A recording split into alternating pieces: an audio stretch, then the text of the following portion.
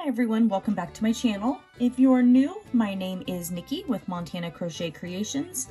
Today's tutorial, I'm going to teach you how to create a star stitch.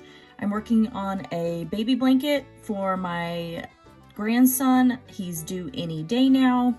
And it's a really cute one, and it contains all of these different little, nothing but a bunch of star stitches. So I thought I would do a quick little tutorial here for you guys and show you how to do a star stitch, as sometimes the written pattern for these can be a little confusing. So what we're doing here, I've done my last star stitch and I've chained one. So we're going to go into our next chain here. I'm going to draw up our loop. Then we are going to go right directly into our next chain, and we're drawing up another loop.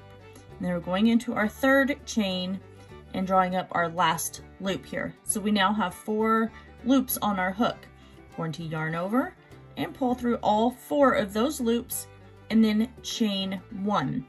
There we've created our first star stitch. So we're going to do that again. We're going to go into the next chain here. I'm going to draw up our loop, going into the next chain, drawing up another loop, yarning over and pulling that through, and then going through our last chain and drawing up our loop. Again, 4 loops on our hook, yarn over, pull through all 4 loops on our hook, chain 1.